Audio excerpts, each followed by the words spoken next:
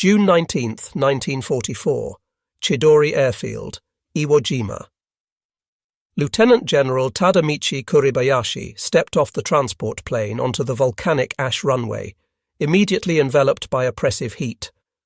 At 52 years old, this career officer carried orders personally signed by Prime Minister Hideki Tojo: defend this 8-square-mile volcanic island to the last man. As Kuribayashi surveyed the barren landscape stretching before him, with Mount Suribachi looming to the south and black sand covering everything, he understood with absolute clarity what this assignment meant. According to his wife Yoshi, he had told her upon receiving the orders that it was unlikely even his ashes would return from Iwo Jima. The island of Iwo Jima, located approximately 750 miles south of Tokyo, stood at a critical strategic position between newly captured American bases in the Mariana Islands and the Japanese homeland. Its 3 airfields provided Japanese fighter aircraft with the ability to intercept American B-29 Superfortress bombers flying north to raid Japan's cities. If the Americans captured Iwo Jima, they would eliminate this early warning capability, gain emergency landing fields for damaged bombers, and establish bases for P-51 Mustang fighters to escort bombing missions all the way to Tokyo. What neither Kuribayashi nor the approximately 21,000 soldiers who would eventually garrison this island knew was that they were about to fight what would become the bloodiest battle in United States Marine Corps history, a 36-day struggle demonstrating both the futility of Japan's defensive strategy and the extraordinary courage of men ordered to die for an already lost cause. The assignment to command Iwo Jima represented both honor and death sentence. On June 8, 1944, Kuribayashi had been granted the rare privilege of a personal audience with Emperor Hirohito on the eve of his departure. Yet historians like Kumiko Kakehashi have suggested that Kuribayashi may have been deliberately selected for what military leadership knew would be a suicide mission. The general had made powerful enemies within ultra-nationalist circles dominating Japanese military policy. As deputy military attaché in the United States from 1928 to 1930, Kuribayashi had traveled extensively across America, studied at Harvard University, and observed American industrial capacity firsthand. He had written to his wife, "The United States is the last country in the world Japan should fight. Its industrial potential is huge and fabulous, and the people are energetic and versatile." Such realism, in an era when Japanese military doctrine emphasized spiritual power over material resources, had marked Kuribayashi as defeatist in the eyes of hardline officers. Despite his misgivings about Japan's war, Kuribayashi approached his assignment with characteristic professionalism and innovation. He began his inspection of Iwo Jima's defenses and immediately recognized the futility of traditional Japanese defensive doctrine. The garrison had been digging beach trenches according to standard practice: defend at the water's edge, contest every landing, die gloriously on the beaches. Kuribayashi ordered this work stopped immediately. He had studied American amphibious assaults on Tarawa, where Japanese beach defences had been obliterated by naval gunfire before Marines ever landed. He had analysed the disaster at Saipan, where futile banzai charges had wasted thousands of Japanese lives without significantly delaying American victory. Iwo Jima would be different. Kuribayashi would implement a revolutionary strategy: defense in depth based on fortified positions deep underground, designed to survive the heaviest bombardment and inflict maximum casualties over an extended period. Rather than contesting the beaches, Kuribayashi would allow the Americans to land, draw them inland, then destroy them from prepared positions that naval gunfire and aerial bombardment could not reach. He ordered his engineers to begin construction of an elaborate underground fortress system, utilizing the island's natural caves and volcanic rock. 25% of the entire garrison was detailed to excavation work, a massive allocation of manpower that drew immediate criticism from subordinate officers who believed men should be training for combat rather than digging tunnels. According to his former chief of staff, the general often emphasized, "America's productive powers are beyond our imagination. Japan has started a war with a formidable enemy, and we must brace ourselves accordingly." The engineering project that unfolded over the following months represented one of the most sophisticated defensive fortification efforts of the Pacific War. Mining engineers were dispatched from Japan to design the underground network, creating blueprints for tunnels at varying levels to ensure proper ventilation and minimize the effects of explosions near entrances. By February 1945, Japanese engineers had excavated approximately 18 kilometers of tunnels connecting defensive positions across the entire island. Soldiers assigned to tunnel duty worked in temperatures ranging from 30 to 50 degrees Celsius, as volcanic rock radiated intense heat that turned underground passages into suffocating ovens. Men collapsed regularly from heat exhaustion. Fresh water remained critically scarce, with supplies limited to what could be brought by submarine or surface vessels running the gauntlet of American submarines. The northern slope of Mount Suribachi alone harboured several thousand yards of tunnels. The main command bunker, located in the northern highlands near the village of Kita, sat 20 metres underground and consisted of multiple chambers connected by 150 metres of passageways, where Kuribayashi established his war room. The garrison defending Iwo Jima represented a cross-section of Japan's military at this late stage of the war. The core fighting force consisted of the 109th Division, approximately 13,000 army personnel organised into two independent mixed brigades. The 2nd Independent Mixed Brigade under Major General Kotao Osuga numbered approximately 5,000 men, while the 145th Infantry Regiment, commanded by Colonel Masuo Ikeda, contributed 2,700 soldiers. Naval forces totalled approximately 7,500 men from the 27th Air Flotilla under Rear Admiral Toshinosuke Ichimaru. Unlike veteran formations that had fought in China or early Pacific campaigns, many defenders were recent conscripts with minimal training. Some were middle-aged reservists called up as Japan scraped the bottom of its manpower reserves. Others were support troops and administrative personnel pressed into combat roles as the Empire's strategic situation deteriorated. Among the most notable officers was Colonel Baron Takeichi Nishi, commander of the 26th Tank Regiment. Born into nobility on July 12, 1902, Nishi had won a gold medal in show jumping at the 1932 Los Angeles Olympics, becoming a celebrity in Hollywood circles and befriending stars like Charlie Chaplin, Douglas Fairbanks, and Mary Pickford. His widow later recalled that he had been despondent after Pearl Harbor, knowing that war with America was strategic madness, but feeling bound by duty. On July 18, 1944, while sailing from Busan, Korea to Iwo Jima, the transport ship carrying Nishi's regiment was torpedoed by American submarine USS Cobia. All 28 of the regiment's tanks sank to the bottom of the Pacific. Nishi returned to Tokyo to requisition replacements, managing to secure 22 tanks. During this brief visit home, he made a final trip to visit his beloved horse Uranus, who had carried him to Olympic glory. Through late 1944, defensive preparations intensified despite constant harassment from American aircraft and submarines. The defenders discovered that Iwo Jima's black volcanic ash, when mixed with cement, created superior concrete. Pillboxes were constructed with reinforced concrete walls 4 feet thick, capable of withstanding direct hits from naval shells.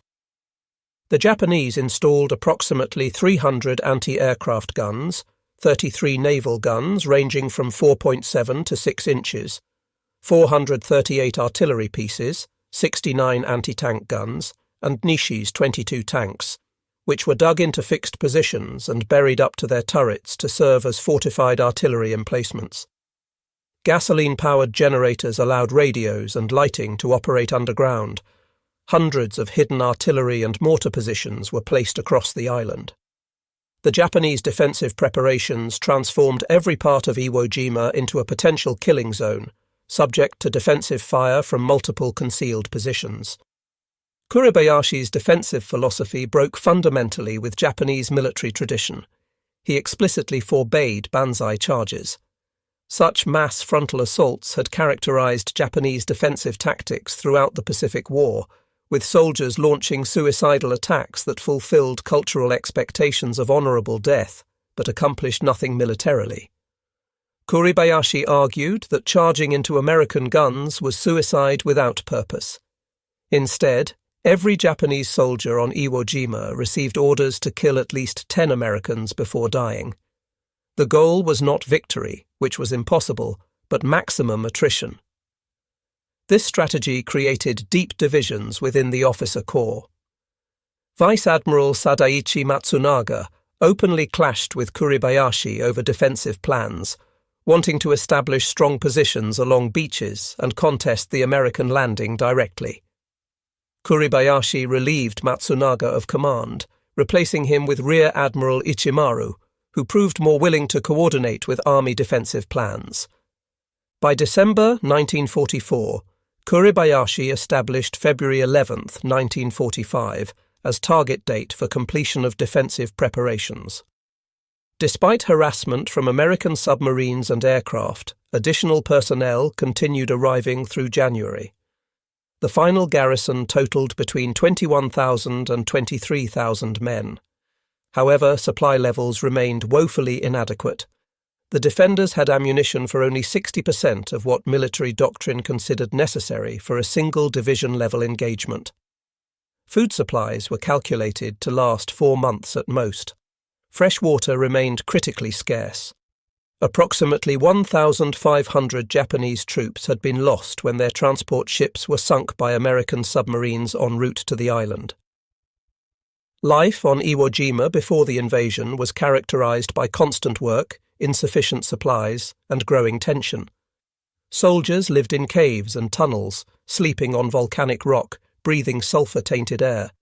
The island earned its name from volcanic gases that permeated everything. There were no trees, no vegetation beyond scrub grass. The heat was relentless. Men developed heat rash, dysentery, and various tropical diseases. Medical supplies were limited. Poor nutrition and unsanitary conditions took a terrible toll, with many soldiers dying of disease before American forces arrived. Yet Kuribayashi insisted on sharing the hardships of his men, refusing special privileges.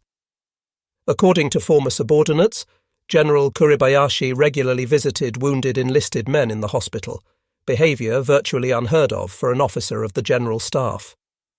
When water rations were reduced, Kuribayashi accepted the same limited allocation as the lowest-ranking private. Kuribayashi's letters home during this period revealed a thoughtful man who loved his family, worried about their future, and accepted his own death as necessary sacrifice. To his wife Yoshi, he wrote in November 1944, "You must not expect my survival. The enemy may land on this island soon. Once they do, we must follow the fate of those on Attu and Saipan.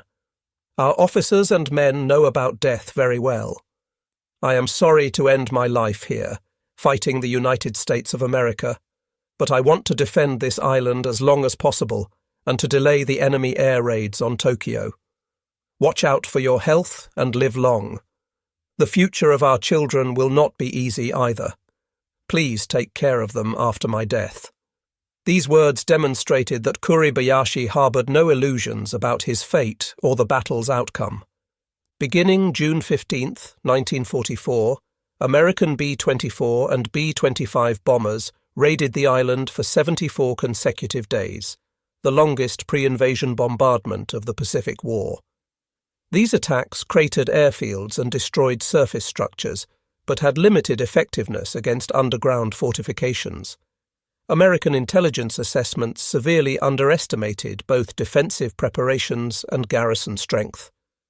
Reconnaissance photographs showed cratered airfields and destroyed buildings, leading planners to conclude that months of bombing had significantly degraded Japanese capabilities. Intelligence estimates suggested the garrison numbered perhaps 13,000 to 15,000 troops, well below actual strength. More critically, aerial photographs could not penetrate underground to reveal the extensive tunnel network. February 16th, 1945, marked the beginning of the final assault phase. The pre-invasion naval bombardment began with battleships, cruisers, and destroyers, unleashing devastating firepower. Major General Harry Schmidt of the Marine Corps had requested 10 days of heavy bombardment, but received only 3 days, impaired by weather conditions.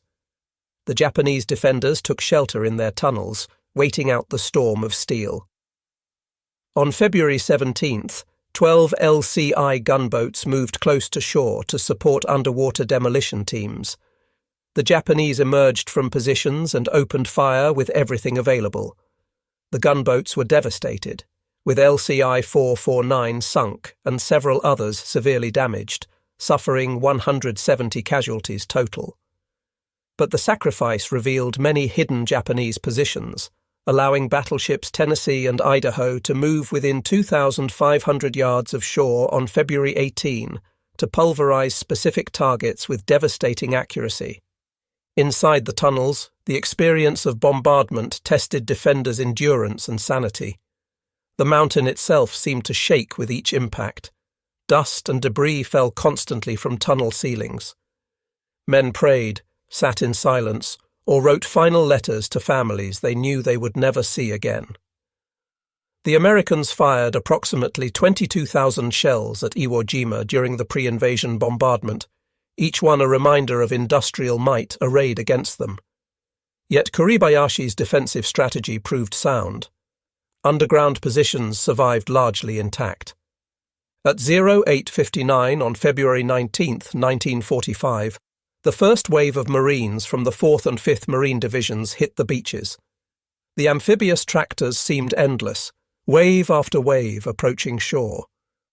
Offshore, the support fleet stretched to the horizon, hundreds of ships representing an assembly of naval power beyond anything the defenders had ever witnessed.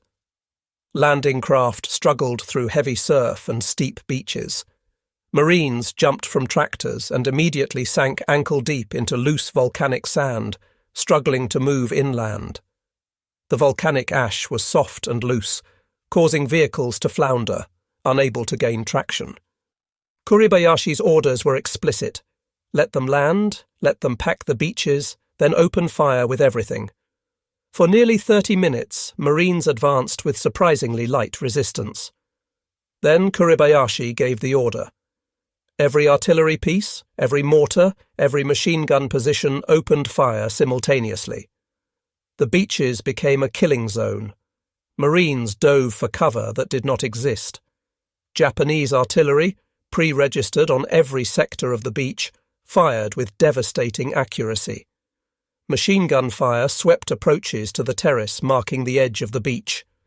By day's end, approximately 30,000 Marines had landed, establishing a beachhead that stretched the width of the southern end of the island. They had cut Mount Suribachi off from the rest of the island's defences, but the cost had been tremendous. Over 500 Marines killed and more than 1,800 wounded on the first day alone. That first night, Marines prepared for the massive banzai charges that had characterized previous Pacific battles. But Kuribayashi's orders forbade such attacks. The night passed with only minor probing attacks, leaving Marines confused but grateful. The battle for Mount Suribachi began in earnest on February 20th. The 28th Marine Regiment started the slow, brutal process of reducing Japanese defences. Marines advanced yard by yard, using flamethrowers to clear bunkers, explosives to collapse tunnel entrances, grenades to kill defenders in pillboxes. The Japanese fought from prepared positions, falling back through connecting tunnels when positions became untenable, emerging to fight again from new angles. Colonel Kanehiko Atsuchi, commanding the Mount Suribachi garrison of approximately 1,800 men, conducted the defence with skill and determination. By February 23rd, after 3 days of continuous fighting, a Marine patrol reached Suribachi's summit. They raised a small American flag at 10:20 hours, triggering cheers from Marines across the beachhead. Later that day, a second patrol brought a larger flag to replace the first. Associated Press photographer Joe Rosenthal captured this second flag raising in what would become one of the most iconic images of World War II. But for Japanese defenders remaining in tunnels beneath the mountain, the flag meant battle would continue underground. Isolated groups of soldiers would continue fighting in the Suribachi tunnel complex for weeks after the mountain's surface had been declared secured. The main Japanese defensive positions lay in the northern part of the island, where Kuribayashi had concentrated his strength in terrain favouring the defender. The northern highlands consisted of broken ground, ravines, rocky ridges, and countless caves transformed into an engineered killing zone with mutually supporting defensive positions. The Marines gave the northern strongpoints names reflecting the horror of fighting there: the Meat Grinder, Turkey Knob, Hill 382, Amphitheatre, Bloody Gorge. Each represented a complex of fortified positions that had to be reduced through direct assault. The 3rd, 4th and 5th Marine Divisions attacked these positions simultaneously, advancing slowly against fanatical resistance. The fighting in northern Iwo Jima introduced American forces to the full horror of Kuribayashi's defensive system. Japanese positions that appeared destroyed would come alive with renewed fire hours later, as defenders emerged from tunnels to reoccupy bunkers. Marines developed specialized tactics for tunnel warfare, using flamethrowers to clear connected chambers and explosives to collapse tunnel sections. Flamethrower teams became essential despite suffering casualty rates approaching 92%. Marine tank battalions found their M4A 3R3 flame tanks in constant demand. By battle's end, the 5th Marine Division's flame tanks were expending between 5,000 and 10,000 gallons of napalm daily. As February turned to March, the Japanese defensive position became increasingly desperate. Casualties mounted daily. Food supplies dwindled to starvation rations. Water became so scarce that men suffered from severe dehydration even while fighting. Medical supplies ran out entirely, leaving wounded to suffer without even basic pain relief. Ammunition stocks approached exhaustion for some calibers, yet the defense continued. Kuribayashi's strategy of maximum attrition was working. American casualties had already exceeded all pre-invasion estimates. The 5-day battle had stretched into its 3rd week with no end in sight. Baron Nishi's tank regiment, with tanks destroyed or immobilized, fought as infantry from prepared positions in the northern highlands. American forces knew Nishi was on the island. Intelligence officers broadcast appeals for him to surrender, pointing out that the world would regret losing such a celebrated figure. Nishi never responded. He remained with his men, sharing their hardships, maintaining discipline and morale even as the situation became hopeless. On approximately March 22, 1945, Nishi was killed in action. The exact circumstances remain unknown. His body was never identified among thousands of Japanese dead in the northern highlands. Some accounts suggest he committed ritual suicide. Others indicate he died leading troops in combat. Nishi was posthumously promoted to colonel and awarded the Order of the Rising Sun, 3rd class, gold rays with neck ribbon. By mid-March, American advances had compressed remaining Japanese forces into an area of less than 1 square mile in the northern tip of the island. Kuribayashi's command structure remained intact, communication lines still functioning through the tunnel network. On March 17th, the general sent his final message to Imperial headquarters in Tokyo. The battle is approaching its end.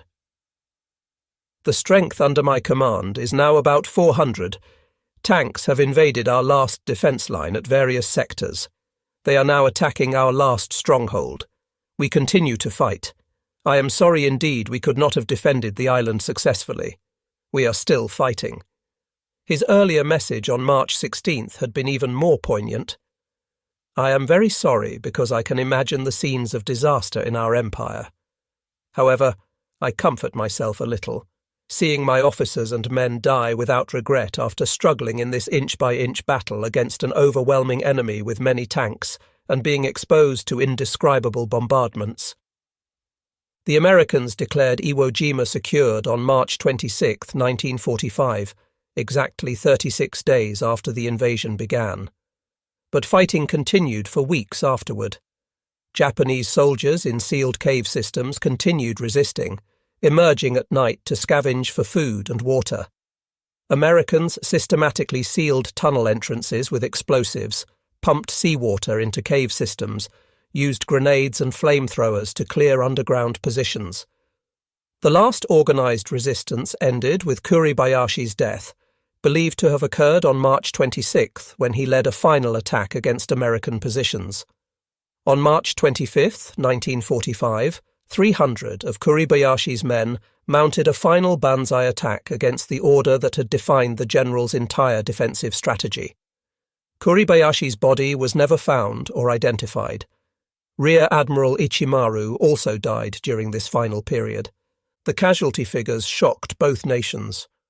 American forces suffered 26,038 total casualties, including approximately 6,821 deaths. Marine casualties totaled 5,931 killed in action, died of wounds, or missing in action and presumed dead, more than twice as many Marines as had been killed in all of World War I. An additional 209 deaths occurred among Navy corpsmen and surgeons assigned to the Marines. Approximately 19,217 Marines were wounded. This represented the only major Pacific battle where American casualties exceeded Japanese casualties, though Japanese combat deaths were 3 times American deaths. For Japan, the cost was even more catastrophic. Of approximately 21,000 defenders, only 1,083 survived the battle. A mere 216 were captured during actual fighting, with the rest emerging from caves and tunnels in weeks and months afterward. 2 Japanese soldiers remained in hiding until January 6, 1949, nearly 4 years after the battle ended, finally surrendering after years of living in the tunnel system. The strategic value of Iwo Jima justified the terrible cost, though this remained controversial. By war's end, 2,251 B-29 bombers made emergency landings on the island, saving an estimated 24,761 airmen who would otherwise have ditched in the Pacific or crashed attempting to reach the Marianas. The first B-29 to make an emergency landing was Dynamite, which touched down on March 4, 1945, while fighting still raged in the Northern Highlands. P-51. Mustang fighters based on Iwo Jima began escorting bombing raids to Tokyo and other Japanese cities. The island served as a base for air-sea rescue operations, allowing faster response to downed air crews. The Battle of Iwo Jima produced 27 Medals of Honor, more than any other single battle in Marine Corps history, with 13 awarded posthumously. Fleet Admiral Chester Nimitz, commenting on the battle, said, "Among the Americans who served on Iwo Island, uncommon valor was a common virtue." The battle demonstrated that Japanese forces could inflict terrible casualties even when facing overwhelming American superiority. Kuribayashi's tactics showed that determined defenders in prepared positions could extract a horrific price from attackers. Military planners projected that invasion of the Japanese home islands would produce hundreds of thousands of American casualties if the Japanese employed similar defensive tactics on a larger scale. These projections contributed to the decision to use atomic weapons against Hiroshima and Nagasaki rather than launch Operation Downfall, the planned invasion of Japan. For Japanese families of men who died on Iwo Jima, the battle's aftermath brought only grief without closure. Most of the dead were never recovered or identified. Families received notification of death in battle, but no bodies to bury, no graves to visit.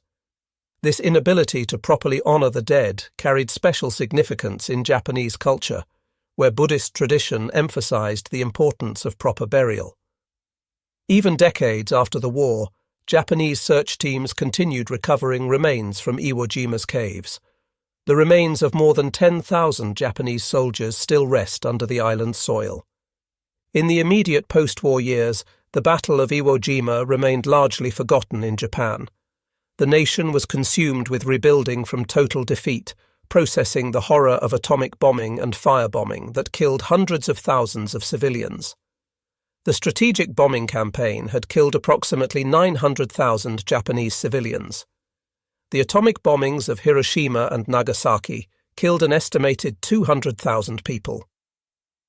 In this context, Iwo Jima was simply one more disaster in a year of unprecedented national catastrophe. Decades later, historians and filmmakers began seriously examining the battle from the defenders' perspective. In 1970, Yoshi Kuribayashi represented Japanese families of war dead at a luncheon in Tokyo with American veterans. In a speech, she thanked them for expressions of friendship and received a standing ovation. She later attended both the 1985 and 1995 reunions of honor hosted on the island. The 1985 reunion of honor brought together former enemies as old men, their wartime hatred mellowed by decades of peace. They walked battlefields together, visiting places where they had tried to kill each other. Japanese veterans showed American Marines the tunnel systems they had defended. American veterans explained their tactics for reducing these defenses. The meetings were emotional, marked by tears, embraces, shared prayers for the dead. Veterans spoke of finding peace through reconciliation. Similar reunions continued at 5-year intervals, building bridges between former enemies. The physical island remains largely unchanged since 1945, preserved in its battle-scarred state. Today it is officially known by its Japanese name Iwo-to. Civilian access is severely restricted, allowed only for memorial services attended by veterans and families of the fallen. The Japan Maritime Self-Defense Force operates a small naval air facility. The United States Navy occasionally uses the airfield for carrier landing practice. But mostly, Iwo Jima remains a memorial to the dead, where thousands of Japanese soldiers remain entombed in sealed caves, where American and Japanese monuments stand side by side. Modern historians examining the battle with access to sources from both sides have reached generally consistent conclusions. Tactically, the battle demonstrated the effectiveness of defense in depth when properly implemented. Kuribayashi's strategy inflicted maximum casualties and prolonged the battle far beyond American expectations, transforming what military planners expected to be a 5-day operation into a 36-day ordeal. Strategically, the island's value as an emergency landing field and fighter base justified its capture, though debate continues whether the cost was proportionate to the benefit. The battle showcased American industrial might and logistical capability, while demonstrating Japanese tactical skill, engineering prowess, and the determination of defenders fighting from prepared positions. Cultural memory of Iwo Jima differs markedly between the United States and Japan. In America, the battle holds iconic status, exemplified by Rosenthal's photograph and the Marine Corps War Memorial in Arlington, Virginia. Every Marine learns about Iwo Jima during training.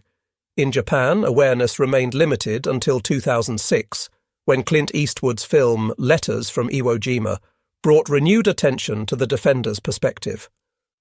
The film, shot in Japanese with Japanese actors, attempted to present the battle through Japanese eyes. The film was based on General Kuribayashi's published letters and the book So Sad to Fall in Battle by Kumiko Kakehashi. Tactical innovations developed during the Battle of Iwo Jima influenced military doctrine for decades. Combined arms tactics became standard practice. The importance of specialized weapons for reducing fortifications was recognized. Tunnel warfare techniques would be employed in later conflicts, particularly in Vietnam, where the Viet Cong employed similar underground defensive systems. The battle demonstrated that even overwhelming firepower and numerical superiority could not eliminate the need for infantry to close with and destroy the enemy in fortified positions. General Kuribayashi's letters from Iwo Jima provide unique insight into his state of mind as American invasion approached. His correspondence with his wife Yoshi and children revealed a man who loved his family deeply, accepted his own death as inevitable, and hoped his sacrifice would protect them. In one letter, he expressed the philosophy that sustained him. "If our children can live safely for one more day, it would be worth the one more day that we defend this island." This belief sustained Japanese defenders through the hell of battle. Whether the battle truly protected the homeland for any meaningful length of time remains debatable. What cannot be debated is the sincerity of the belief and the determination it produced. The Battle of Iwo Jima stands as one of history's most brutal confrontations, a 36-day struggle where approximately 27,000 men died or were grievously wounded on an 8-square-mile island. It demonstrated the terrible price of war, the courage of individuals caught in circumstances beyond their control, and the possibility of reconciliation even after the most brutal conflicts. General Kuribayashi, Baron Nishi, Rear Admiral Ichimaru, and thousands of Japanese soldiers whose names history never recorded fought with extraordinary courage for a cause already lost, following orders they could not refuse, dying for a homeland that would ultimately be saved not by their sacrifice, but by Japan's unconditional surrender 4 months later. The island itself stands as a monument to all who fought there, its volcanic rock forever associated with one of World War II's bloodiest battles. The tunnels that once sheltered desperate defenders now shelter only memories and the remains of those who never left. The beaches where Marines struggled through volcanic sand are quiet now, disturbed only by occasional veterans or researchers visiting to pay respects. Lieutenant General Tadamichi Kuribayashi died as he had lived, with honour, courage, and unwavering commitment to duty. His body was never found, but his legacy endures in the letters he wrote to his family, in the respect accorded him by American Marines who fought against his defensive genius, and in the example he set of a commander who shared every hardship with his men. Baron Takeichi Nishi, the Olympic champion once celebrated in Hollywood, died fighting Americans he had once called friends, demonstrating the tragedy of war that transforms friends into enemies. The 21,000 Japanese soldiers who defended Iwo Jima, most of whom died in the island's volcanic tunnels and caves, fought with extraordinary courage for a homeland they would never see again.